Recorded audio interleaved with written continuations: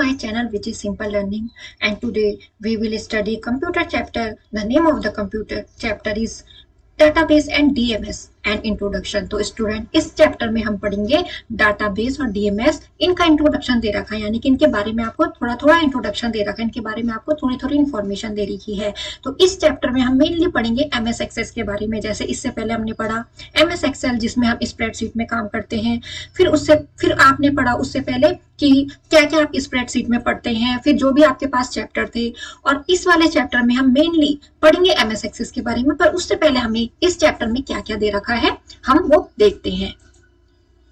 Database and DBMS and introduction. तो database और DBMS उसका इंट्रोडक्शन के बारे में पढ़ेंगे। Your aim to learn about, हम यहाँ पे कंसेप्ट पढ़ेंगे डाटाबेस का। डाटाबेस के कॉन्सेप्ट क्या क्या हुए, तो यानी कि हम पढ़ेंगे यहाँ पे जो डाटाबेस के कॉन्सेप्ट है वो क्या है। एमएस एक्सेल 2010 के बारे में, creating a database, type of views MS Excel में क्या क्या व्यूज हैं, किन में हम वर्क करते हैं, और एमएस एक्सेल से कैसे आप बाहर निकलोगे। जैसे कि आप स्प्रेडशीट बनाते थे एमएस एक्सेल में, तो उसको सेव करने के बाद आप स्प्रेडशीट को क्लोज करने के बाद फाइल को कैसे सेव करोगे, क्लोज कैसे करोगे, उससे एग्जिट कैसे करोगे। फिर एडवांटेज पढ़ेंगे डाटाबेस मैनेजमेंट का, और टर्म्स पढ़ेंगे रिलेटेड जो होंगे डाटाबेस के, कंपोनेंट पढ़ेंगे एमएस एक्सेल 2010 के, और डाटा टाइप पढ़ेंगे एमएस एक्सेल 2010 में। तो स्टूडेंट हम स्टार्ट करते हैं इस चैप्टर को। Earlier paper based system was used to store data। पहले क्या होता था कि पेपर को यूज किया जाता था डाटा को स्टोर करने के लिए। जैसे कि कुछ भी हमें काम करना हो, हमें कोई भी डाटा को स्टोर करना हो तो हम पेपर को यूज करते थे। But this system had various drawbacks such and prone to damage, editing problem, data repetition and difficult to manage. पर ये जो सिस्टम था, पेपर बेस्ड सिस्टम था, जो इसके बहुत सारे ड्रॉबैक थे। वो क्या थे, क्या कमजोरियां थी इसकी, कि ये जल्दी डैमेज, यानी कि जो आप पेपर एक टाइम के बाद क्या हो जाती है, वो धीरे धीरे हल्के हल्के क्या होने लग जाते हैं, येलो कलर में घुलने लग जाते हैं। उसके बाद वो क्या हो जाते हैं, धीरे धीरे फटने लगते हैं, फिर वो उस कंडीशन में नहीं रहते हैं। तो जो भी आपने उसमें लिखा होगा वगैरह वो पूरा क्या हो जाता है, हट जाता है। डाटा रिपीटेशन, यानी कि जो डाटा है उसका रिपीटेशन, आप दोबारा, मतलब अगर आपने एक चीज लिख दी है, अगर वहां पे कोई गलती हो गई तो आप उसको सही नहीं कर सकते फिर, है ना, तो आपको फिर से लिखना पड़ेगा। और डिफिकल्ट टू मैनेज, और मैनेज करना भी, यानी कितने सारे पेपर हो जाएंगे अगर आपके पास बहुत सारा डाटा है लिखने के लिए। Retrieving data from file based system was very tedious and time consuming task. फिर जो उस डाटा को देखना, जो इंफॉर्मेशन वगैरह उसको देखना, ठीक है, किससे, फाइल बेस्ड सिस्टम से, बहुत ही टफ काम हो जाता था और इसमें बहुत टाइम लगता था। जैसे आप क्या करोगे, कोई काम करोगे, जैसे अभी तो कंप्यूटर आ गए हैं, आपने अगर कोई काम पेपर बेस्ड किया हुआ, पहले तो आप उसको ढूंढेंगे, फिर पढ़ेंगे, फिर देखेंगे कि किस पेज में है वो आपने लिखा हुआ, ठीक है। पर जैसे कंप्यूटर में आप सेव कर देते हो डाटा वगैरह, तो आपके लिए इजीली क्या हो जाता है, आपके लिए इजीली अवेलेबल हो जाती हैं वो चीजें। तो पहले ऐसा था। To overcome the problems in file-based system, computerized database system was introduced in 1960s। और इन प्रॉब्लम्स को, ये जो फाइल बेस्ड सिस्टम की प्रॉब्लम है, इनको कम करने के लिए कंप्यूटराइज्ड डाटाबेस सिस्टम को इंट्रोड्यूस किया गया 1960s में, यानी कि जो डाटाबेस किसमें सेव होगा, कंप्यूटर में। कंसेप्ट ऑफ ए डाटाबेस, जो कॉन्सेप्ट है उसको पढ़ते हैं डाटाबेस के। Database implies that organize the data in a manner which helps to store and retrieve a large amount of data efficiently। जो डाटाबेस है वो ये बताता है कि डाटा को ऑर्गेनाइज करना ऐसे मैनर में, ऐसे ढंग से उसको ऑर्गेनाइज करना जो मदद करेगा आपकी उसको स्टोर करने के लिए। और जब भी आपको वो इंफॉर्मेशन चाहिए होगी, यानी कि वो बहुत ज्यादा डाटा होगा, तो आपको ये हेल्प कर देगा। तब जो आपने स्टोर करके रखा है, जब आपको उतना ज्यादा डाटा चाहिए होगा तो आपकी ये हेल्प कर देता है। कौन, डाटाबेस। जो डाटाबेस कंसेप्ट है, एक पुराना वे है ये, ठीक है, मेंटेन करने का रिकॉर्ड को, एक conventional file oriented data collection system में। तो ये मेंटेन करता है रिकॉर्ड कहाँ पे, जो file oriented data collection system है वहां पे। Computerised data collection and manipulation system है replace the conventional record keeping systems by using application programs. जो कंप्यूटराइज्ड डाटा कलेक्शन है और मैनिपुलेशन सिस्टम है, वो रिप्लेस कर दिया उसने, किसको, जो कन्वेंशनल रिकॉर्ड कीपिंग सिस्टम, यानी कि जो पहले से चला रहा था उन रिकॉर्ड्स को रखना एप्लीकेशन प्रोग्राम को यूज करके। The various component of the computerised data system have a logical relationship that helps in accessing data easily. बहुत सारे कंपोनेंट कंप्यूटराइज्ड डाटाबेस सिस्टम के, उनका एक लॉजिकल रिलेशनशिप है जो हेल्प करेगा डाटा को एक्सेस करने के लिए, यानी कि जब भी आपको कोई डाटा चाहिए होगा आप देख सकते हो, उसको ले सकते हो। A collection of programs required to store and retrieve data from a database is called database management system. एक प्रोग्राम का कलेक्शन, कलेक्शन यानी कि इसमें बहुत सारे प्रोग्राम होंगे, वो चाहिए होता है स्टोर करने के लिए। और डाटा आपको जब भी चाहिए होगा, वो अवेलेबिलिटी उसकी कहाँ से, उस डाटाबेस से। इसी को बोलते हैं डाटाबेस मैनेजमेंट सिस्टम। यानी कि जब बहुत ही ज्यादा अमाउंट का डाटा हमें क्या करना हो, स्टोर करना हो, ठीक है, और उसको फिर क्या करना हो, देखना हो, यानी कि जब भी हमें चाहिए हमें उसको यूज करना है, काम करना है उससे। तो ये जो डीबीएमएस है ये इसके लिए काम करता है, यानी कि ये इसके लिए होता है, स्टोर करने के लिए और डाटा को निकालने के लिए जब हमें चाहिए होगा, कहाँ से, डाटाबेस से। और डाटाबेस हमने पढ़ा कि जो क्या करेगा, जो बहुत ही ज्यादा लार्ज अमाउंट ऑफ डाटा को स्टोर करेगा। तो student move on to the next page. अब हम एडवांटेज पढ़ते हैं डाटाबेस सिस्टम के। जो डाटाबेस सिस्टम है उसके बहुत ही ज्यादा बेनिफिट है। कुछ इंपॉर्टेंट बेनिफिट है, ये मिनिमाइज यानी कि कम कर देता है डुप्लीकेशन, यानी कि डाटा का duplication by integrating and sharing the data files. कैसे कम कर देता है, शेयर कर देता है डाटा फाइल्स को। ये सेव करता है स्टोरेज स्पेस को, यानी कि अगर उतनी ज्यादा लार्ज अमाउंट डाटा को, आपको स्पेस भी तो ज्यादा लगेगा ना। देखा होगा आपने, जैसे पेन ड्राइव आप जीबी के लेते हो, एमबी के लेते हो, तो आप ये देखते हो कि आपको डाटा कितना रखना है उसमें, आप उसके अकॉर्डिंग पेन ड्राइव लेते हो। वैसे ही यहाँ पे जब इस वाले कोई डाटाबेस सिस्टम क्या प्रोवाइड करता है हमें, जो स्टोरेज है, यानी कि उतना डाटा रखने के लिए हमें लैपटॉप या पीसी में उतना स्पेस भी तो चाहिए ना, तभी तो वो फाइल कॉपी हो पाएगी जिसमें हमारा डाटा है। तो ये ऐसे करके उसको मैनेज करता है और हमारे स्टोरेज को भी क्या करता है, उसका जो ज्यादा स्टोरेज यूज ना हो तो इस चीज को भी कम करता है। All the users are provided with some access rights और प्रिविलेजेस एंड परमिशन। जो भी यूजर है उनको ये प्रोवाइड करता है कुछ एक्सेस राइट, यानी कि जैसे कुछ डाटा क्या होता है, बहुत प्राइवेट होता है, यानी कि कुछ में इंफॉर्मेशन बहुत ही क्या होती है, कॉन्फिडेंशियल होती है। तो ये परमिशन दे देता है कि कौन उसको देख सकता है, एक्सेस कर सकता है, कौन नहीं, किसको राइट है, किसको नहीं है। The files can be easily updated. जो फाइल है वो इजिली अपडेटेड होंगी whenever any changes are being made, जब भी उनमें चेंज करना हो। तो ये है स्टूडेंट डाटाबेस मैनेजमेंट सिस्टम, जो आपकी बहुत ही ज्यादा डाटा स्टोर करके रखेगा। अब हम पढ़ते हैं डाटाबेस कितने टाइप के हैं। 2 टाइप के हैं डाटाबेस। एक है फ्लैट फाइल डाटाबेस, ये एक टाइप का डाटाबेस है जो कंटेन करेगा रिकॉर्ड्स को, having small number of fields without any structured relationship between them.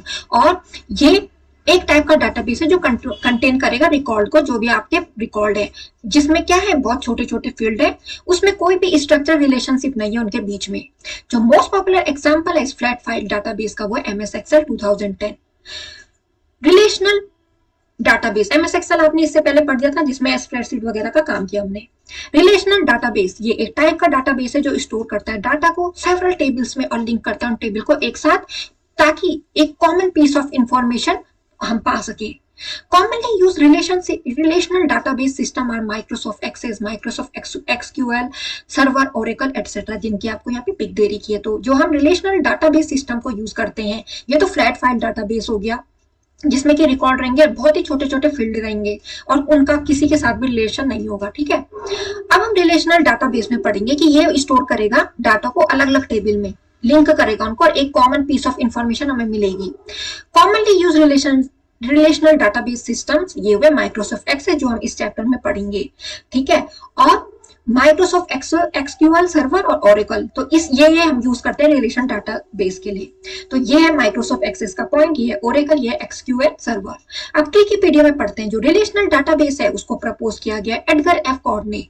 He gave a set of 13 rules, उन्होंने सेट दिए 13 रूल्स के, कोड्स रूल कहा जिसको, to define a relational database management system को डिफाइन करने के लिए जो एफ कोड है उन्होंने दिया। ये सेट कितने सेट, 13 रूल्स के सेट दिए थे। तो जो रिलेशनल डाटाबेस उसको प्रपोज किसने किया था, एडगर एफ कॉर्ड ने। ये आपके एग्जाम में आ सकता है 1 मार्क्स के क्वेश्चन में, तो ध्यान रखना आप। Terms related to a database, अब जो टर्म्स रिलेटेड है डाटाबेस के वो क्या है, क्या हम यूज करते हैं इसमें टर्म्स, क्या बोलेंगे किस चीज को। Terms related to a database, data is stored in the table of a database. जो डाटा है वो स्टोर्ड रहेगा टेबल में उस डाटाबेस की। जैसे कि यहाँ पे डायग्राम बना है, तो यहाँ पे हमने देखा कि जो रिलेशनल डाटाबेस है वो हमें प्रोवाइड करेगा अलग अलग फील्ड। जैसे ये रिकॉर्ड है, इसमें रजिस्ट्रेशन नंबर है, नेम है, फादर्स नेम है, डेट ऑफ बर्थ है, क्लास है, तो अलग अलग फील्ड हो गई है। इसमें हमारी इंफॉर्मेशन यानी कि रिकॉर्ड रखे हैं हमने इन पर्सन के, तो इतने टाइप के फील्ड हो गए और ये रिकॉर्ड हो गया हमारा। हमने उन रिकॉर्ड के नाम ऐसे रख दिए हैं। तो ये नाम है कृष्णकांत, मिस्टर कृष्णकांत उनके फादर का नाम है, उनकी डेट ऑफ बर्थ इतनी, किस क्लास में है, ये 8th क्लास में है। तो ये हमने रिकॉर्ड रखे हैं। The commonly use terms of relation database, जो कॉमनली यूज टर्म है रिलेशन डाटाबेस के वो क्या है।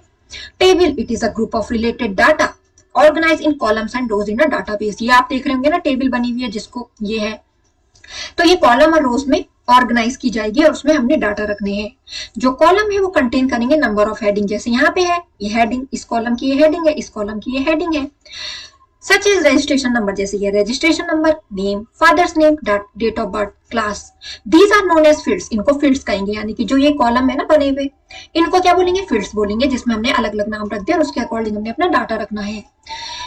A set of values for the fields is called a record। और सेट ऑफ वैल्यूज यानी कि जब आप वहां पे वैल्यू रख रहे हो, जैसे आपने सबसे पहले क्या कर दिया, इसमें वैल्यू क्या रखी, ये रजिस्ट्रेशन नंबर रख दिया, फिर आपने नाम रख दिया, फिर उसके बाद फादर्स नेम रख दिया, तो ये क्या होगा, रिकॉर्ड होगा। Record is one row of the table, जो रिकॉर्ड है वो एक रो की टेबल है, is one row of the table, यानी कि ये रिकॉर्ड है, तो ये रिकॉर्ड का मतलब ये जो रो है ये, ठीक है, तो इसको बोलेंगे क्या, रिकॉर्ड बोलेंगे, ये जो रो है ये, तभी तो रिकॉर्ड इधर की तरफ लिखा है। फील्ड्स ये कॉलम हो गए, और रिकॉर्ड्स में ये जो हॉरिजेंटल में है ना रो, ये primary key, it is a unique field by which the records are uniquely identified in a table. अब प्राइमरी की हम एमएस एक्सेस में पढ़ेंगे और देखेंगे कि वो कैसा यूज है उसका। ये एक यूनिक फील्ड है जिसमें कि जो रिकॉर्ड है उनको यूनिकली आइडेंटिफाई किया जाता है टेबल में, यानी कि अगर कहीं पे भी आप रिकॉर्ड करते हो कोई भी डाटा, तो उसमें वो डुप्लीकेशन को क्या करता है, फाइंड कर देता है, आइडेंटिफाई कर देता है, अलाउ नहीं करता है, फिर आपकी टेबल को आगे नहीं बढ़ने देगा। वो ये देखेगा कि यहाँ पे डुप्लीकेशन ऑफ डाटा हो रहा है। जैसे कि हमने एक जगह दोनों नाम, दोनों रिकॉर्ड, दोनों रजिस्ट्रेशन हमने सेम लिख दिए, तो वो वहां पे पकड़ लेगा जहां पे हम प्राइमरी की फिक्स करेंगे। अ table can have only one primary की, जो टेबल है उसकी केवल एक ही प्राइमरी की होगी।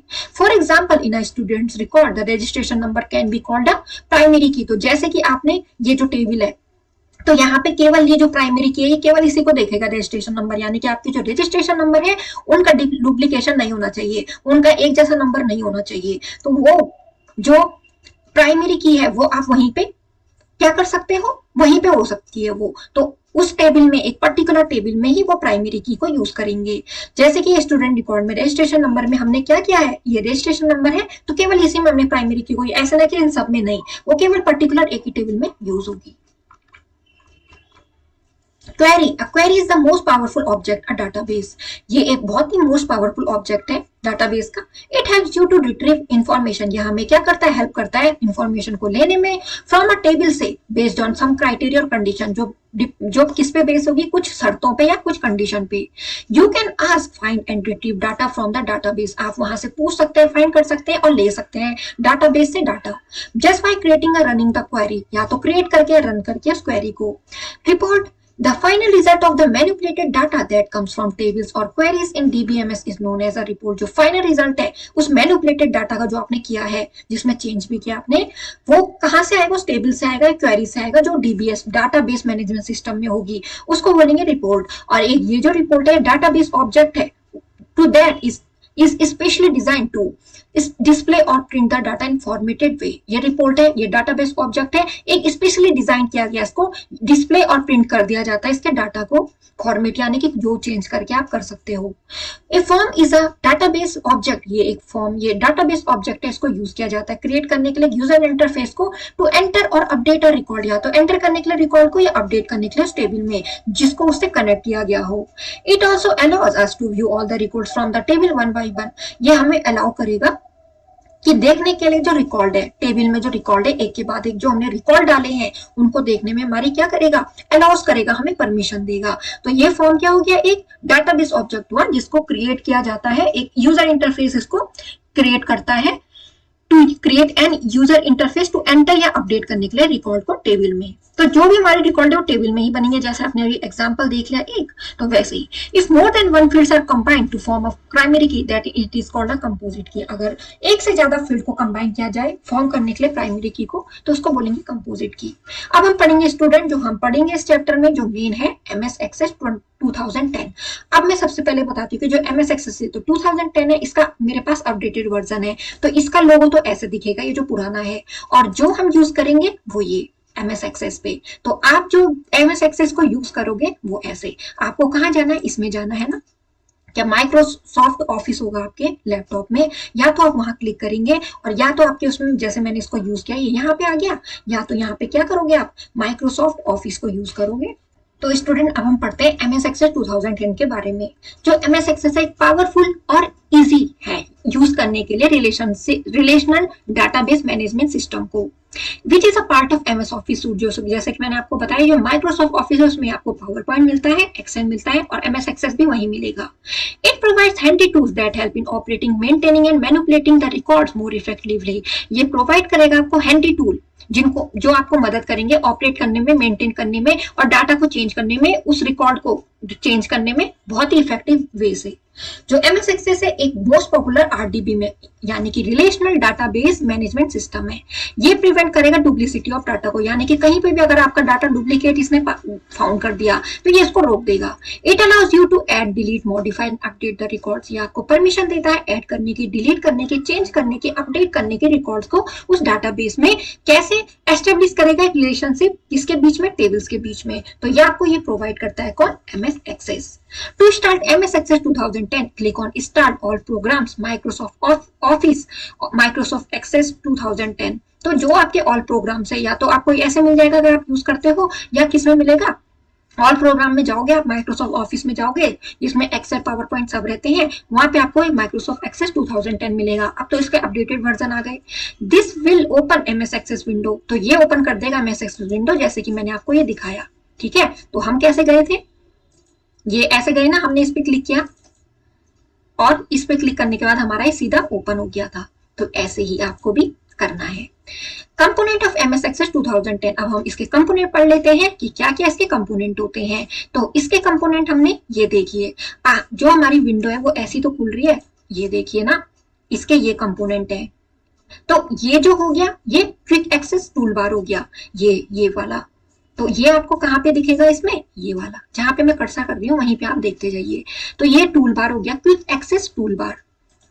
फिर उसके बाद टाइटल बार। तो टाइटल बार क्या हो गया, जो नाम रखोगे आप, जैसे कि ये है ना नाम, ये डाटाबेस 15 ये नाम है, तो ये हो गया क्या, टाइटल बार, जो नाम होगा। फिर उसके बाद रिबन, तो रिबन आपके पास ये है, ये इसको बोलेंगे रिबन। फिर उसके बाद ऑब्जेक्टिव, ऑब्जेक्टिव में आपको दिखाएगा कि टेबल, ये ऑब्जेक्टिव हो गया, जहां पे मैं ये कर्सर ले जा रही हूँ ना माउस, ये एरो को, ये आपका क्या हो गया, ऑब्जेक्ट टैब हो गया। फिर नेविगेशन पेन, नेविगेशन पेन में आपको क्या मिलेगा, टेबल दिखेंगे, जितने आप टेबल बनाओगे, टेबल 1 टेबल 2 ऐसे करके आएंगी, तो ये हो गया नेविगेशन पेन। फिर उसके बाद है वर्क एरिया, जहां पे आप वर्क करोगे। तो वर्क एरिया का मतलब जहां पे आप वर्क करोगे, यहाँ पे आप वर्क करोगे तो इसको बोलेंगे वर्क एरिया। फिर है नेविगेशन बटन, तो नेविगेशन बटन ये नीचे दे रखे हैं, सर्च 1 of 1, यानी कि अभी हम टेबल 1 पे है ना, तो 1 of 1 होगा, करंट रिकॉर्ड हमारा यही है। ठीक है, तो इसको बोलेंगे हम, इसको क्या बोलेंगे हम, नेविगेशन बटन्स। तो स्टूडेंट आई होप आपको ये जो मेन है इसके जो इनके नाम है वो आपको ध्यान रखने हैं। अब हम पढ़ते हैं नेक्स्ट स्लाइड में।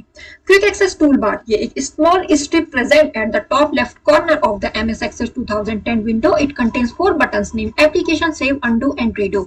ये क्विक एक्सेस टूल बार आपको यहाँ पे दिखेगी, ये तो ये है सेव करने का, और ये जो एमएस एक्सेस है। ठीक है, तो ऐसे करके आपको ये क्या दिखेगी यहाँ पे, क्विक एक्सेस टूल बार, जिसमें कि आपको दिया रहेगा अनडू, रीडो करने का भी, सेव करने का भी। Title bar, it is the top most bar of the MS Access window that displays the name of the currently open database. ये एक टॉप मोस्ट बार होगा एमएस एक्सेस विंडो का, जो डिस्प्ले करेगा नेम, जो आपने अभी करेंटली क्या ओपन किया। जैसे मेरा क्या है, ये डाटाबेस 15, तो ये टाइटल बार हो गया। जो आपकी बुक में मैं उसी के अकॉर्डिंग आपको समझा रही हूँ ताकि आपके अच्छे से समझ में आ जाए। अब जो रिबन है वो क्या है, एक long bar present below the title bar, title bar के नीचे ये रिबन, ये टाइटल बार के नीचे ना प्रेजेंट, ये तो इसको बोलेंगे हम ribbon. It divide into different tabs such as file, home, create etcetera. तो ये जो रिबन है इसमें क्या क्या दिखेगा आपको, ये file, home, create, external data, तो ये इसको बोलेंगे हम ribbon. These tabs are further divided into groups. These groups contain various commands of MS Access 2010. ये जो ग्रुप है ये बहुत ज्यादा कमांड्स हैं इनमें MS Access 2010 की। दे है ना इनमें कमांड, ये होम है, इसके अंदर फिर अलग कमांड है, क्रिएट में एक कमांड है, एक्सटर्नल डाटा में, टेबल फील्ड्स में, टेबल में ये है। तो इतनी टाइप की कमांड हमें दिखेंगी इसमें, तो इसको बोलेंगे रिबन। नेविगेशन पेन, जो नेविगेशन पेन है वो क्या है, present left side of the Access window, यानी कि इधर प्रेजेंट है वो, ये navigation pane. It displays the names of the object use in the database, जैसे कि टेबल, क्वेरी, फॉर्म एटसेट्रा। तो ये क्या दिखाएगा, टेबल, ठीक है, या सर्च पे। तो ये हो गया हमारा क्या, नेविगेशन पे। तो ये चीजें दिखाएगा। अब हमें navigation button, these button help in navigating through the record. अब नेविगेशन बटन है जो, तो वो हमारे क्या करेंगे, हेल्प करेंगे। किसमें हेल्प करेंगे नेविगेशन बटन, नेविगेशन बटन हमारी ये हेल्प करेंगे कि हम इसमें जो ये काम कर रहे हैं वो क्या है, आगे जाना है तो ये, और अभी हमारे पास रिकॉर्ड पीछे आना है तो ये। ठीक है, तो ये हमारी ऐसे हेल्प करेंगे। कुछ को सर्च करना हो तो उस पे भी। Work area, it is the area where we add the record to the different fields in the table. ये एक एरिया है जिसमें कि हम रिकॉर्ड को ऐड करेंगे। यहाँ पे हम रिकॉर्ड करेंगे टाइप, अभी आगे हम करेंगे। तो ये एरिया है, वर्क एरिया, जहां हम काम करेंगे। Objective, the object such as table, queries, form that we open in the database are present in the form of tab under the ribbon. जो ये है ना टेबल्स, क्वेरीज, फॉर्म्स, ये है ना टेबल क्वेरी क्रिएट के अंदर एप्लीकेशन, ये भी है टेबल, क्वेरीज, फॉर्म। तो ये जो चीजें हैं ये हमें किसमें मिलेंगी, ऑब्जेक्टिव में, यानी कि जो हमारे पास रिबन सेक्शन में दे रखा है। क्रिएटिंग अ डाटाबेस, अब सबसे पहले हम जो मेन पॉइंट है डाटाबेस को क्रिएट करने का कैसे करेंगे। There are two ways to create a database, दो टाइप के तरीके हैं डाटाबेस को क्रिएट करने के। Creating a blank database, blank database को क्रिएट करने के लिए, ब्लैंक का मतलब जिसमें कुछ नहीं है। ठीक है, follow this step. Step 1, click on file tab, the back stage view appears. File tab में क्लिक करा, बैक स्टेज व्यू देखिए ना, हमने इसी को तो क्लिक किया था ब्लैंक डाटाबेस को, तो वही आपके पास अभी इतना दे रखा है। Backstage view appear, select the new option, the available templates appear, click on the blank database template and then click on create button. तो वही तो क्या, मैंने इस पे क्लिक किया, ये क्रिएट आ गया, तो ये ओपन हो गया था। तो यही तो क्या मैंने, तो वही आपकी बुक में दे रखा है। ओपन कैसे करोगे आप, ये आपको अच्छे से जानना पड़ेगा। फिर उसके बाद हमारे पास अवेलेबल टेम्पलेट्स आएंगे, जो इसमें टेम्पलेट्स आते हैं ना अवेलेबल, वो आपको दे रखा है। जैसे कि इसमें आपके पास न्यू, तो यहाँ पे आप सर्च भी कर सकते हो ऑनलाइन टेम्पलेट्स, और अभी इसमें तो यही वाला आ रहा है, तो और भी अगर आपको सर्च करने में तो आप कर सकते हो। फिर हम बढ़ते हैं आगे, इस आपको सर्च करने पे इतने सारे मिलेंगे, ठीक है, तो इतने भी मिल सकते हैं आपको। Creating a database using template, template को यूज करके आप डाटाबेस क्रिएट कर सकते हो। फिर फाइल टैब में जाओगे, सैंपल टेम्पलेट्स आपको दिए रहेंगे, जैसे कि आप सर्च करोगे नेट से। तो अगर आप नेट कनेक्ट करोगे फाइल में जाके, जैसे न्यू पे जाओगे और यहाँ पे कुछ भी सर्च करोगे, तो अगर आप वैसे टेम्पलेट चाहते हो तो वैसे भी यूज कर सकते हो। ये आपकी बुक में दे रखा है कि एक तो वाला तरीका हो गया, एक आप ढूंढ के आपको जैसा चाहिए आप उसको सेलेक्ट करके यूज कर सकते हो। उसके लिए भी वही होगा, फाइल टैब में जाओगे, सैंपल टेम्पलेट्स पे क्लिक करोगे, फिर अवेलेबल टेम्पलेट आएगा, या तो ऑनलाइन सर्च कर लो, मिल जाएगा। Select any template from the available list, और जो भी आपके पास आएंगे लिस्ट की फॉर्म में टेम्पलेट, फिर उसके बाद क्रिएट, यानी कि क्रिएट जैसे कि हमने इसके लिए किया था ओपन करने के लिए, वैसे ही। तो यहाँ पे जो आपके पास एग्जांपल दे रखा वही, अगर आप ढूंढोगे तो ये आ जाएंगे सैंपल टेम्पलेट्स, इनको फिर यूज करके क्रिएट करा और फिर उसके बाद इसको ओपन कर दिया। Funda, to save the changes in the database press Ctrl+S keys to और choose the save option from the file tab. अब जो डाटा है, जो आपके पास डाटाबेस है, उसको सेव करने के लिए या तो कंट्रोल के साथ एस की Ctrl+S की को प्रेस करिए, या तो सेव बटन फाइल टैब से मिल जाएगा, ये है तो ये सेव बटन, यहाँ से इस पे क्लिक करके आप सेव भी कर सकते हो। तो यही आपकी बुक में दे रखा है। आई होप स्टूडेंट आपको यहाँ तक समझ में आ रहा होगा। अब हम पढ़ते हैं टेम्पलेट्स। टेम्पलेट्स या इनबिल्ट फॉर्मेटेड डाटाबेस के जो फोकस करते हैं स्पेसिफिक टास्क को, यानी कि आप अपने जो भी काम होगा उसके अकॉर्डिंग इनको चूज करोगे टेम्पलेट को। दिस कैन बी डाउनलोडेड और यूज इंस्टेंटली। तो मैंने आपको बताया ना आप कैसे डाउनलोड कर सकते हो। फाइल में जैसे मैं बैक गई तो यहाँ पे मेरे पास दे रहा है ना ब्लैंक डाटाबेस, यहाँ पे ये तो क्रिएट पे आ जाएगा न्यू, हम किस पे जाएंगे, न्यू पे जाएंगे, और यहाँ पे सर्च भी कर सकते हो आप, जो भी आपको करने हैं आप नेट से कनेक्ट करके अपने पीसी लैपटॉप को कुछ भी सर्च कर सकते हो जो आपको टेम्पलेट चाहिए इसमें काम करने के लिए। Data types in MS Access 2010। अब डाटा टाइप इस MS Access 2010 में क्या है, जो डाटा टाइप है वो यूज किए जाते हैं डिक्लेयर करने के लिए। Type of the field, database में किस टाइप की फील्ड आप यूज कर रहे हो, यानी कि आप क्या काम कर रहे हो उसमें, फील्ड में वही तो लिखोगे जिस पे आप काम करोगे। MS Access 2010 आपको प्रोवाइड करते हैं अलग अलग डाटा टाइप, जैसे कि सबसे पहले text, it is use to store text. Text यानी कि जैसे आप लिखते हो ना कुछ भी यानी कि 1 2 3 के फॉर्म में नहीं, न्यूमेरिक की नहीं, जैसे ये आप लिखते हो ना हिंदी या इंग्लिश में। It is use to store text, ये टेक्स्ट को स्टोर करेगा। इसमें जो कैरेक्टर होने चाहिए 255 होनी चाहिए मैक्सिमम, इससे ज्यादा ही नहीं ले पाएगा। It can not be use for numeric collection, numeric calculation के लिए यूज नहीं होगा, केवल टेक्स्ट के लिए यूज होगा, जिसमें कि 255 कैरेक्टर्स इसकी लिमिट है, इससे ज्यादा ये नहीं ले पाएगा। Memo, it is use to store large amount of text और a combination of text and number, ये यूज किया जाएगा लार्ज अमाउंट ऑफ टेक्स्ट को स्टोर करने के लिए, उस टेक्स्ट के कॉम्बिनेशन को स्टोर करने के लिए, या कोई नंबर को। और ये कितने कैरेक्टर को स्टोर कर सकता है? 65,536। अब हम पढ़ते हैं number. It is use to enter numerical value, जैसे नंबर है तो हम न्यूमेरिकल वैल्यूज डालेंगे और परफॉर्म करेगा फिर उसके बेस पे न्यूमेरिकल कैलकुलेशन। जो मैक्सिमम साइज है नंबर फील्ड का वो 16 बाइट्स। अब हम पढ़ते हैं ऑटो नंबर, जो ये स्टोर करेगा सीक्वेंशियल नंबर ऑटोमेटिकली हर एक रिकॉर्ड के लिए जो टेबल में ऐड करेंगे। जो मैक्सिमम साइज है फील्ड का वो होगा 4 बाइट्स। तो 4 बाइट्स का मतलब पता है ना आपको कि जो उसकी कैपेसिटी होगी स्टोर करने की। डेट और टाइम ये यूज किया जाता है स्टोर करने के लिए इंफॉर्मेशन, जैसे date of birth, date of joining etcetera. जो मैक्सिमम साइज है फील्ड का वो है 8 बाइट। यस और नो, इसको यूज किया जाएगा प्लेसेस में जहां जो फील्ड है उन पे क्या होंगी? बुलियन वैल्यू होंगी, और या तो ट्रू या फॉल्स। यस नो का मतलब तो वही होगा। Only object linking and embedding, तो इसको यूज किया जाएगा एम्बेड करने के लिए एक ऑब्जेक्ट को जो क्रिएट किया जाएगा दूसरी एप्लीकेशन में, जैसे कि MS वर्ड, MS एक्सेल और MS पावर पॉइंट में। तो ये वो ऑब्जेक्ट क्या करेगा? क्रिएट करेगा दूसरी एप्लीकेशन में। जो मैक्सिमम साइज है इस फील्ड का वो क्या है? 2 बाइट्स। हाइपरलिंक ये यूज किया जाएगा स्टोर करने के लिए जो लिंक है, यानी कि लिंक करेगा ना आपको वेब पेजेस, वेबसाइट और फाइल से। लुकअप विजार्ड, लुकअप विजार्ड आपको हेल्प करेगा क्रिएट करने के लिए एक फील्ड को जिसकी वैल्यूज कहां से चूज होंगी? From the values in another table, यानी कि जो दूसरी टेबल में वैल्यू है उसको ये चूज करेगा।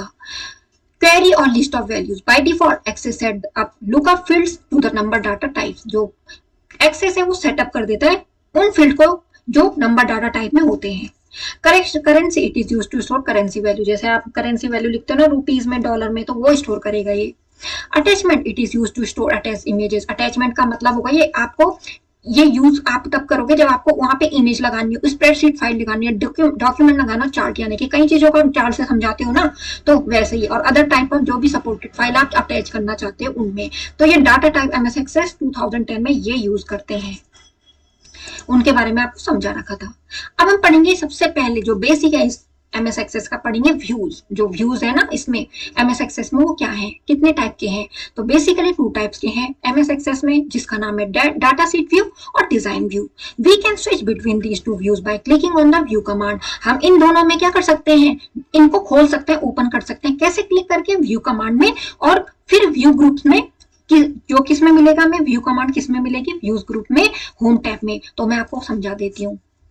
ये ना होम टैब, ये होम टैब, ये है व्यू टैब, है ना। तो इसमें आप देखोगे तो ये है डेट शीट व्यू जो ओपन ही है, और ये डिजाइन व्यू। तो डिजाइन व्यू के लिए आपको पहले क्या करनी पड़ेगी? सिलेक्ट करनी पड़ेगी टेबल, टेबल का नाम दे दिया, टेबल जो भी है नंबर 1 2 3 4 या कोई भी नाम दे दिया और उसमें ओके कर दिया। तो ये हो गया क्या? डिजाइन व्यू, और ये हो गया डेट शीट व्यू। ठीक है। Use the design view and data sheet view buttons located on the right hand side of the status bar to switch between the 2 views। हम ऐसे भी कर सकते हैं इन व्यूज को, जो दोनों व्यू है आपके पास दे रही है MS एक्सेस में, एक तो हो गया डिजाइन व्यू, एक हो गया डाटा शीट व्यू। तो ये जो बटन है, या तो आप क्या करते हो, यहाँ पे टॉप पे जाके सिलेक्ट करते हो ना, ये date sheet view, datasheet view और ये डिजाइन व्यू, है ना। तो अब आपने क्या करना है, अगर आप यहाँ पे स्विच नहीं करना चाहते तो यहाँ पे राइट हैंड साइड कॉर्नर में भी दे रखा आपको, तो यहाँ पे भी आप क्या कर सकते हो, जैसे कि ये हो गया क्या? डिजाइन व्यू, और ये डाटा शीट व्यू में। तो आप ऐसे भी करके यहाँ पे, जहाँ पे मैं कर्सर मूव कर रही हूँ, you have to see on that corner right hand side and you have to use both of these, you have to switch both of these views, which is design view and date sheet view। this is design view and this is date sheet view। तो student I hope आपको यहाँ पे तक समझ में। अब हम सबसे पहले पढ़ते हैं डेट शीट व्यू के बारे में। Date sheet view is the view is the default view of the table. Date sheet view क्या है? डिफॉल्ट व्यू है, यानी कि जो पहले से जैसे आप ओपन करोगे तो सीधा डिफॉल्ट व्यू ही खुलेगा, सीधा डेट शीट व्यू ही खुलेगा। It shows all the fields and records as entered by the user. ये फील्ड और रिकॉर्ड दिखाएगा जो कि यूजर ने एंटर किए होंगे। In this view you can edit the content of the table. और इस व्यू में, डेट शीट व्यू में, आप एडिट कर सकते हो उस टेबल का कंटेंट। तो यानी कि ये व्यू है ना, तो हम किस में जाएंगे? डेट शीट व्यू में। तो ये डेट शीट व्यू है। और अगर आप वैसे भी ओपन करोगे MS एक्सेस तो डिफॉल्ट व्यू, यानी कि यही जाके खुलेगा पहले। ठीक है। और दूसरा क्या था? Design view. तो डिजाइन व्यू और डिजाइन व्यू और डेट शीट व्यू में आपको डिफरेंस देखना है ये थोड़ा। और इस वाले में आप अपना कंटेंट है उसको क्या कर सकते हो, एडिट कर सकते हो, ठीक कर सकते हो। तो जैसे यहाँ पे आपको दे रखा है बुक में टेबल 1, तो ये हमारी टेबल 1 ही है, ठीक है। अब जैसे दे रखा है मैं इसमें एंटर करती हूँ डाटा, जैसे रोल नंबर, स्टूडेंट नेम और date of birth, click to add. तो यहाँ पे हम कर देते हैं रोल नंबर,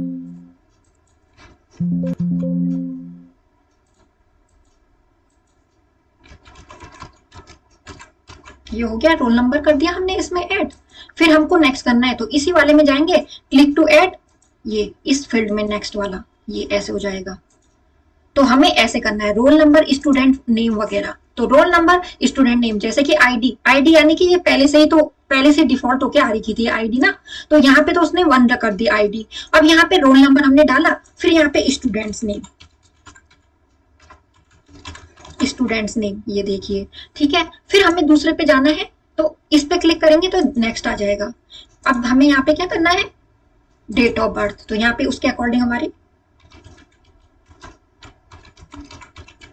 ये, तो आपको ऐसे ही डाटा करके और फिर ये नेक्स्ट, तो आपको उसके अकॉर्डिंग क्या हो जाएगा अपना डाटा जो भी आप रखना चाहते हो।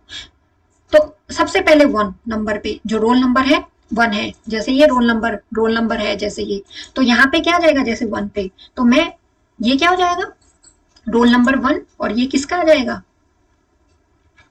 आशा का, ठीक है। फिर डेट ऑफ बर्थ हमने अकॉर्डिंग डाल देनी है, और आप आगे भी कोई रिकॉर्ड ऐड करना चाहते हो तो आप वैसे कर सकते हो। तो ये करके हमने पहले क्या कर दिया, हम इसमें एडिट भी कर सकते हैं उस कंटेंट को। तो ये हमने क्या डाल दिया यहाँ पे, ये हमने यहाँ पे डाल दिया स्टूडेंट डाटा को। स्टूडेंट, अब हम पढ़ेंगे डिजाइन व्यू के बारे में। अभी हमने डेट शीट व्यू के बारे में पढ़ा, अब हम डिजाइन व्यू के बारे में पढ़ते हैं। In design view the records are not visible. Design view में जो रिकॉर्ड है वो हमें नहीं दिखेंगे। You can only see the field names along with their data. केवल आप फील्ड नेम देखोगे और उनका डाटा टाइप देखोगे। यू कैन ऐड और डिलीट अ फील्ड नेम। आप यहाँ पे ऐड कर सकते हो और डिलीट कर सकते हो उस फील्ड नेम को, यानी कि जो भी फील्ड का नाम दोगे जिस पे आप काम कर रहे हो या जो आपका रिकॉर्ड है उसको। The design view window is divided into 2 parts. जो डिजाइन विंडो है वो डिवाइडेड 2 पार्ट्स में, एक तो है फील्ड ग्रिड पेन यानी कि ये वाला अपर वाला पार्ट, और फील्ड प्रॉपर्टीज पेन यानी कि ये वाला पार्ट। तो हम देखते हैं इसमें व्यू पे जाएंगे, भैया डिजाइन व्यू, तो ये है फील्ड ग्रिड पेन, और ये है कौन सा, ये है फील्ड प्रॉपर्टीज पेन। तो ये है फील्ड प्रॉपर्टीज ये वाला, और ये है फील्ड ग्रिड, ठीक है। तो ये हो गया हमारा design view. Field grid pane, it is used to define the field names and their data types. ये यूज किया जाता है डिफाइन करने के लिए या तो फील्ड नेम और उनका डाटा टाइप्स, यानी कि फील्ड नेम और उनका डाटा टाइप्स, ये डाटा टाइप और ये फील्ड नेम जो आप देख रहे हो। फील्ड प्रॉपर्टीज पेन, ये यूज किया जाता है प्रॉपर्टी को सेट करने के लिए, जो फील्ड डिफाइन करते हैं आप टेबल में, तो उनकी प्रॉपर्टीज को सेट करने के लिए फील्ड प्रॉपर्टीज पेन को यहाँ पे क्या किया जाता है, यूज किया जाता है। Rules for writing a field name in MS Access. अब हम पढ़ते हैं नियम क्या है, रूल्स क्या है एक फील्ड नेम को लिखने के एमएस एक्सेस में। Following rules you should remember while writing field name. आपको इन रूल को ध्यान रखना पड़ेगा जब आप फील्ड का नाम लिखोगे। Field name can be up to 64 characters long. आप उसमें जो नाम रख सकते हो 64 कैरेक्टर्स लंबा रख सकते हो, उससे ज्यादा नहीं। Field name can include any combination of letter. जो फील्ड नेम है उसमें आप लेटर का यूज कर सकते हो, नंबर का, स्पेसेस का, स्पेशल कैरेक्टर्स का, पर ये जो एक्सेप्ट अ पीरियड यानी कि ये डॉट डॉट इसको नहीं लगाओगे, एक्सक्लेमेशन मार्क को भी नहीं लगाओगे, एसेंट ग्रेफ को भी नहीं लगाओगे, और इस ब्रैकेट को भी नहीं लगाओगे, ठीक है। बाकी आप लेटर, नंबर, स्पेसेस और स्पेशल कैरेक्टर्स को यूज कर सकते हो। Field name can not begin with the leading spaces. और जो फील्ड नेम है उसमें आप स्पेस नहीं दोगे, वो ऐसे शुरू नहीं होगा कि आप स्पेस दे रहे हो सीधा। Field name can not include a double quotation mark. जो फील्ड नेम है उसमें आप क्या नहीं करोगे, डबल कोटेशन मार्क नहीं दोगे। क्रिएटिंग अ टेबल, आप टेबल क्रिएट करने के लिए table can be created in 3 ways. 3 type से क्रिएट कर सकते हो टेबल को, एक तो डिजाइन व्यू को यूज करके, एक डेट शीट व्यू को, एक टेम्पलेट्स को। Let us create a table using design view. सबसे पहले हम डिजाइन व्यू को यूज करके, कैसे डिजाइन व्यू को यूज करके हम टेबल क्रिएट कर सकते हैं। Creating a table using design view. In this view you can define fields which are to be included in the table. You can simultaneously define properties of these fields also. To create table in design view, follow these steps. तो अभी हम किस में थे, ये design view में ही अभी हम, तो इसी में हम करने में ये जो क्रिएटिंग हमने टेबल को क्रिएट करना है डिजाइन व्यू को यूज करके। इस व्यू में आप डिफाइन करोगे फील्ड्स को जो इंक्लूड करेंगे उस टेबल में, और फिर उसके बाद डिफाइन करोगे उनकी प्रॉपर्टीज इन फील्ड्स में भी।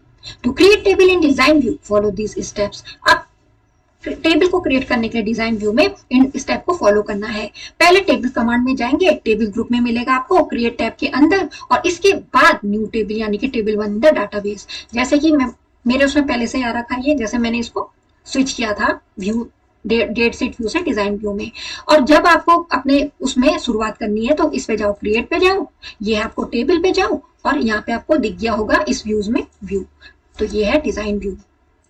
तो मेरे उसमें टेबल 2 इसलिए बन गई कि टेबल 1 पहले से थी, ठीक है। तो स्टूडेंट ऐसे करके आप क्या कर सकते हो, इनको यूज कर सकते हो। तो ये टेबल 1 पहले से ही थी, तो इसलिए इसने टेबल 2 दिखा दी। और मैंने आपको बताया कि आपको किस में जाना है, क्रिएट में जाना है, फिर आप किस में जाओगे, व्यू में जाओगे, और यहाँ पे आपको मिल जाएगा। तो मेरी ये टेबल 1 टेबल 2, टेबल 1 पहले से थी इसलिए टेबल 2 बन गई है।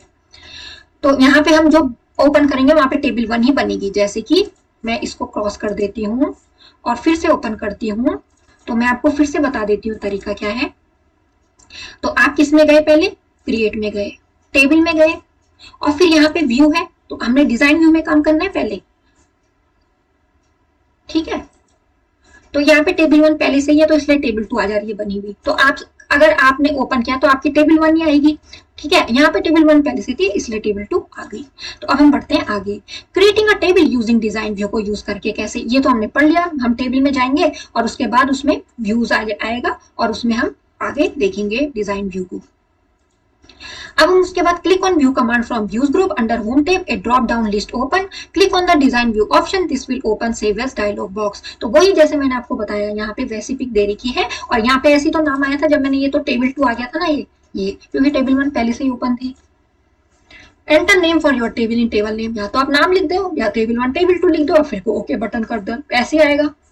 This will open a blank table in the design view, और ये है ना ब्लैंक टेबल जैसे ओपन है, तो वैसे ही आपके पास डिजाइन व्यू में ओपन होगी। Data type use to define the type of data that can be entered in that field. अब डाटा टाइप में आप जो डाटा एंटर करना चाहते हो उस फील्ड में वो रखोगे। जो कॉमनली यूज डाटा टाइप से एक्सेस में और टेक्स्ट, नंबर, डेट और time, currency, auto number, yes और नो एटसेट्रा। यानी कि जब डाटा टाइप डालोगे आप, यानी कि उस फील्ड में आप डाटा को एंटर करोगे तो आप इनमें से डालोगे वो, या तो टेक्स्ट नंबर होना चाहिए, या डेट या टाइम डालोगे, या करेंसी, या ऑटो नंबर, या यस और नो एटसेट्रा। फिर हमने देखना है डिस्क्रिप्शन में। तो हमारे पास डिस्क्रिप्शन में क्या दे रखा है, use to give additional comment और information to the user while entering data. Enter करते हुए डाटा में ये क्या करेगा, एडिशनल कमेंट या इन्फॉर्मेशन को यूजर को बताए, जो यूज्ड होगा, जो एडिशनल कमेंट या इन्फॉर्मेशन यूजर को बताएगा जब एंटर डाटा करेगा। This entry in this field is optional, ये ऑप्शनल है, ठीक है। इस फील्ड में डिस्क्रिप्शन में आप डाल भी सकते हो, यानी कि इस फील्ड में आप डाल भी सकते हो इन्फॉर्मेशन, नहीं भी डाल सकते हो, और मेन हमने इन दोनों में डाल देनी है, फील्ड नेम और डाटा टाइप में, जो हमने अभी पढ़ा। अब है हमारे पास ये दे रखा है, ये वो वाली पिक है जो हमने अभी पढ़ ली। By default access names the first field as ID and assign it as a primary key. अब पहले से जो आईडी है वो अपने आप आएगी, डिफॉल्ट का मतलब पहले से आ जाएगी, और इसको आपने फिक्स कर देना है, यानी कि प्राइमरी की, ये है ना, ये प्राइमरी की, इसको फिक्स कर देना। और यहाँ पे क्या जाएगा, ऑटो नंबर, यानी कि जैसे अब हम इसमें क्या जाएंगे, किस व्यू में जाएंगे, इसके बाद हम डेट शीट व्यू में जाएंगे, तो ऑटो नंबर 1 2 3 4 आता रहेगा। फिर हमने उसके बाद टाइप करना है रोल नंबर, ठीक है, ये हमने टाइप किया। अब हमें क्या चाहिए, शॉर्ट टेक्स्ट में चाहिए, ठीक है, लॉन्ग टेक्स्ट, शॉर्ट टेक्स्ट, ये है ना, तो हमको इसको टेक्स्ट फॉर्म में चाहिए, शॉर्ट टेक्स्ट, यानी कि रोल नंबर तो शॉर्ट टेक्स्ट में ही होगा। फिर उसके बाद हमने क्या करना है, roll number, sorry short text में नहीं, ऑटो नंबर में होगा ना, तो यहाँ पे ऑटो नंबर, यानी कि रोल नंबर तो नंबर फॉर्म में होता है। फिर उसके बाद हमने यहाँ पे क्या करना है, स्टूडेंट नेम डालना है, फादर्स नेम, मदर्स नेम और डेट ऑफ बर्थ। तो यानी कि अब हमने यहाँ पे एंटर करना है स्टूडेंट नेम, फिर मदर नेम, फिर फादर नेम, ये हमने कर दिया यहाँ पे। तो ये भी क्या आ जाएगा, नेम तो शॉर्ट टेक्स्ट में ही होगा, जो भी नाम होंगे उनके, ठीक है। और यहाँ पे आ जाएगा डेट ऑफ बर्थ, और डेट ऑफ बर्थ आप कैसे करोगे, यहाँ से चूज करोगे डेट टाइम, ये तो ये आपको यहाँ से चूज करना है, ऐसे ना कि आप यहाँ पे टाइप कर रहे हो, ये आपको यहाँ पे मिल जाएंगे और इसमें जाके आप यहाँ से चूज कर सकते हो जो भी है। और ये सारी चीजें हमने अभी पढ़ ली थी चैप्टर के उसमें, कि ओएलई ऑब्जेक्ट, यस और no, auto number, number, attachment, ये क्या है, हाइपर लिंक, तो ये हमने अभी पढ़ लिया था। लुकअप रिजल्ट, ये हमने अभी पढ़ लिए थे चैप्टर के में, इससे पहले वाले पेजेस में। तो जो आपके पास यहाँ बुक में दे रखा मैं आपको वैसे ही बता रही हूँ। फिर यहाँ पे मार्क्स स्कोर वो नंबर फॉर्म में आएगा। तो अब आपने यहाँ पे करना है कि इनको कितने, इनका रिकॉर्ड बना रहे हैं ना हम, तो जैसे रिजल्ट के लिए बनाते हैं तो यहाँ पे मार्क्स O10 है ना, तो ये आ जाएगा यहाँ पे। तो यहाँ पे ये आपके पास किस में आएंगे, नंबर फॉर्म में आएंगे मार्क्स O10, ठीक है। तो ये आपके पास मार्क्स स्कोर या O10 जो भी है, तो ये किस में आ जाएंगे, सॉरी नंबर फॉर्म में आ जाएंगे, ऑटो नंबर नहीं, ये तो हम खुद से डालेंगे ना नंबर, रोल नंबर तो ऑटो नंबर में आएंगे और जो मार्क्स O10 है वो हमने खुद से डालने, इसलिए नंबर में आएंगे। तो जो आपके पास बुक में दे रखा है मैं वैसे ही आपको बता रही हूँ। To move between columns and insert new fields at the end press tab key. अब आपको जैसे इनमें जाना है या इसमें जाना है तो आप क्या करोगे, टैब की को प्रेस करोगे, ये इसमें जाना है, ये जैसे मैं टैब की कर रही हूँ ये देखिए इसमें चले गया। तो ऐसे ही करके आपको क्या करना है, एक फील्ड से दूसरे फील्ड के एंड में जाना है तो टैब की को प्रेस करना है। ये detail properties of each field can be defined in the field properties. जो डिटेल प्रॉपर्टीज है हर एक फील्ड की वो डिफाइन होगी फील्ड प्रॉपर्टीज में, फील्ड प्रॉपर्टीज पेन में। According to the rules for writing a field name discuss earlier, वैसे रूल जो हमने फील्ड नेम के जिस रूल के अकॉर्डिंग हमने नाम रखने हैं उसी के अकॉर्डिंग वो डिस्क्राइब करेगा वहां पे। अब हम देखते हैं setting field properties. To do so follow these step, click on the field name for which you want to set the properties, set the properties of all the field as required.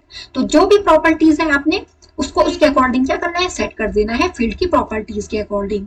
Adding a record, अब record add करने के लिए आपको क्या करना पड़ेगा, पहले open करने पड़ेगा रिक्वायर्ड टेबल, किसमें, डेट शीट व्यू में। तो अभी हम किसमें थे, डिजाइन व्यू में थे, अब हम डेट शीट व्यू में जाएंगे। तो इसको हमने पहले सेव करना है, ये रोल नंबर में डाल देते हैं और फिर हमने किस में जाना है, डेट शीट व्यू में।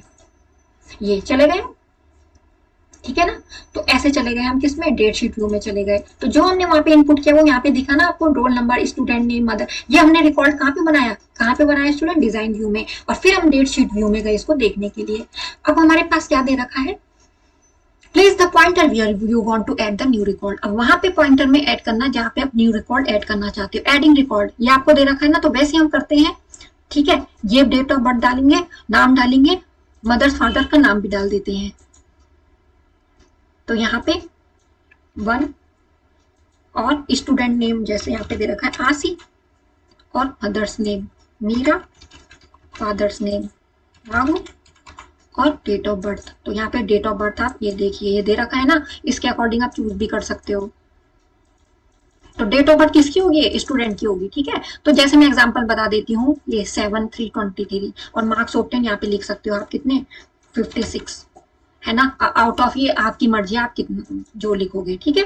फिर उसके बाद आईडी, अब यहाँ पे आईडी आप 1 नहीं रख सकते क्योंकि प्राइमरी की का मतलब क्या होता है स्टूडेंट, प्राइमरी की का मतलब ये होता है कि जो आपका डाटा उसका डुप्लीकेशन नहीं एक्सेप्ट करेगा वो। अगर आपने यहाँ पे भी 1 कर दिया फिर उसके बाद इसको क्या कर रहे हो, सेव कर रहे हो ना, यहाँ पे भी 1 डाल दिया और इसके बाद इसको सेव कर रहे हो, तो वो पहचान लेगा कि यहाँ पे डुप्लीकेट हो रहा है डाटा, यानी कि 2 चीजें एक जैसी नहीं हो सकती, ठीक है। आईडी अलग अलग होनी चाहिए, रोल नंबर भी जैसे अलग अलग होता है। तो ये प्राइमरी की क्या प्ले करती है रोल, डुप्लीकेशन ऑफ डाटा को अवॉइड करती है। तो इसका मतलब ये होता है। तो हम पढ़ते हैं अभी नेक्स्ट इसमें एडिटिंग अ रिकॉर्ड। अब रिकॉर्ड को एडिट करने के लिए to do so follow this step, open the required table in datasheet view. Datasheet view में हमारी ओपन है अभी। Double click on the record which you want to edit, double click on the record which you edit. ये हो गया ना double click, यानी कि मैं यहाँ पे एडिट करना है, यहाँ पे मैंने सीधा लिख दिया, तो डबल क्लिक करोगे आप, हो गया ना ये ब्लैक। इसका मतलब फिर आप उसको बैक स्पेस से डिलीट कर देना और यहाँ पे नया नाम डाल सकते हो। Sorting the records in a table, to do so follow this step. Sorting का मतलब अगर आप अल्फाबेटिकली उनको सही लगाना चाहते हो, आपने ऊपर नीचे कर रहे हुए हैं, जैसे कि मैं यहाँ पे दिखा देती हूँ, रोल नंबर 2 20 हो गया, ये 2 इसका मतलब हो गया जैसे सोनम, ठीक है। और रोल नंबर 3 पे आ जाएगा बीना, ठीक है। अब यहाँ पे वो क्या कह रहा है, अगर आप इनको अरेंज करना चाहते हो असेंडिंग यानी कि बड़े से छोटे, छोटे से बड़े ऑर्डर में अल्फाबेट के हिसाब से, तो आपको क्या करना पड़ेगा, click on the drop down next to select the field which you want to sort, यानी कि सेलेक्ट करना पड़ेगा पहले वो फील्ड, फिर उसके बाद ये सॉर्ट A to Z, फिर राइट क्लिक करोगे फिर आ जाएगा सॉर्ट Z to A। तो आपने पहले क्या करना है, इसको सेलेक्ट करना है ना। सेलेक्ट का कैसे आ रहा है, ये ऐसा आ रहा है ना सेलेक्ट का, एरो टाइप पर डाउन में, फिर राइट क्लिक करोगे, फिर आपको ये ऑप्शन मिल जाएंगे, उसके अकॉर्डिंग आप सॉर्ट कर सकते हो नाम को।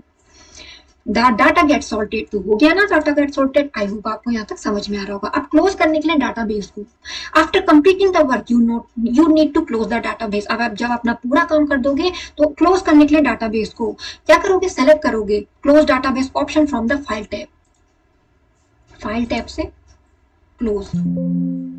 Do you want to save changes to design of table या टेबल 2, ठीक है, तो यस करना चाहते हो, सेव करना चाहते हो चेंज को, या नहीं करना चाहते हो। तो अगर मैं यस करना चाहती हूँ सेव, तो ये सेव हो जाएंगे, ठीक है। फिर उसके बाद ये था मेरा ये वाला, ठीक है।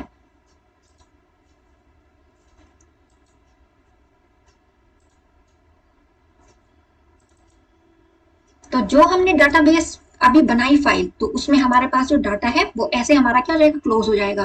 ओपनिंग एन एग्जिस्टिंग डाटाबेस, अब जो एग्जिस्टिंग डाटाबेस उसको खोलने के लिए, जैसे कि यहाँ पे फाइल में जाओगे आप, एग्जिस्टिंग डाटाबेस को खोलने के लिए ओपन पे जाओगे और ये आपके पास दिया है डाटाबेस, ऐसे में सेव होगा ये। तो जो भी आपने डाटाबेस बनाया उसको करने के लिए ये ऐसे जाओगे। तो मैं आपको एग्जांपल में बता रही हूँ, ओपन, और ये आएगा आपके डाटाबेस बने हुए। तो डाटाबेस में जब ओपन करोगे तो ओपन बटन में वैसे डायलॉग, ओपन ऑप्शन में जाओगे, बैक स्टेज व्यू पर फाइल टैब में जाओगे, ओपन करोगे और वहां से आपका डाटाबेस क्या जाएगा, एडिटिंग एमएस एक्सेस 2010। तो स्टूडेंट जब एमएस एक्सेस से एग्जिट यानी कि बाहर आने के लिए, तो हम क्या करेंगे, स्टेप फॉलो करेंगे, क्लिक ऑन फाइल टैब, हम फाइल टैब पे क्लिक करेंगे, उसके बाद क्लोज डाटाबेस ऑप्शन पे जाएंगे। तो ये हम फाइल टैब पे क्लिक करेंगे, क्लोज डाटाबेस पे जाएंगे, तो हो गया ना क्लोज ये। फिर उसके बाद click on file tab, again click on exit option, MS Access window will exit. फिर उसके बाद आप क्या कर सकते हो, या तो सीधा क्रॉस करके, ठीक है, और या तो आप किस में जाओगे, फिर से या तो आप किस में जाओगे, फाइल में जाओगे, जैसे कि मैंने ओपन किया हुआ है, फाइल में जाओगे और यहाँ पे आपको एग्जिट ऑप्शन मिलेगा, उस पर क्लिक करोगे और एग्जिट हो जाओगे। तो ऐसे करके आप क्या कर सकते हो, बाहर आ सकते हो एमएस एक्सेल 2010 से। तो स्टूडेंट आई होप आपको ये जो आज का चैप्टर है database DMS and introduction to DBMS and database, तो आपको अच्छे समझ में आएगा। क्लास 7 का चैप्टर यहाँ पे होता है फिनिश, और मैं मिलूंगी आपको नेक्स्ट वीडियो में। Thanks for watching. लाइक करना ना भूले मेरे वीडियो को, शेयर जरूर कीजिए इस वीडियो को अपने फ्रेंड को भी, और सब्सक्राइब करना ना भूले मेरे चैनल को अगर आप नए हो। Thanks for watching.